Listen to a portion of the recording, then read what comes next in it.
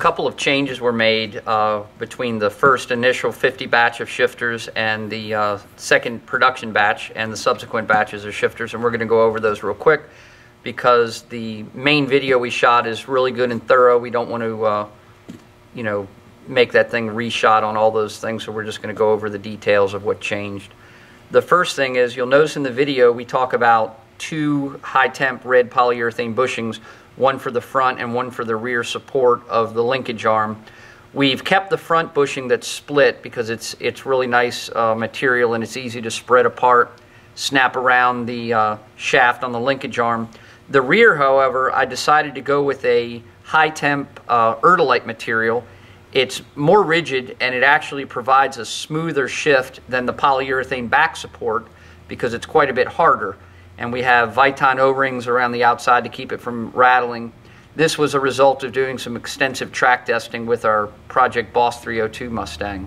It's very, very strong and it provides really clean, smooth shifts.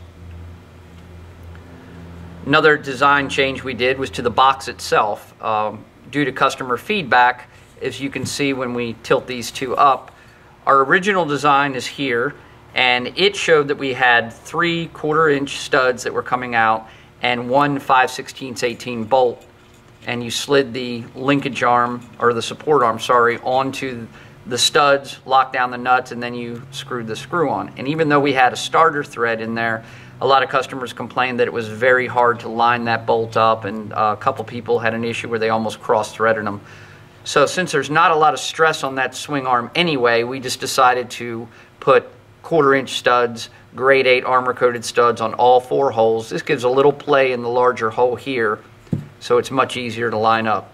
Now, one thing to note, sometime in the future, we have not determined if we will do this or not, but we are contemplating actually removing these 2 bottom studs altogether and going with just a tapped hole like here, but the 1/4-inch size, and providing these grade 8 armor-coated bolts. And the reason for that is so that if you ever have to service the inside of the shifter, add more grease or maybe change the bushings out or anything, you can actually remove the bottom half of the clamshell from underneath the car, and you will not have to disconnect any of the other bolts, and this clamshell will slide right off, and then you can slide it back in place and just removing those 2 bolts there and obviously your 4 bottom bolts. Now, the bottom has also been changed, and that is a result of adding the heat shield as an option. The original design, again, is here.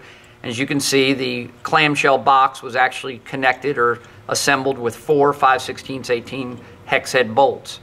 Well, because we need to have threaded studs sticking down to attach the heat shield, now when you get the shifter box, it will have 4 studs already mounted, and then these lock washers and hex nuts will actually just come off.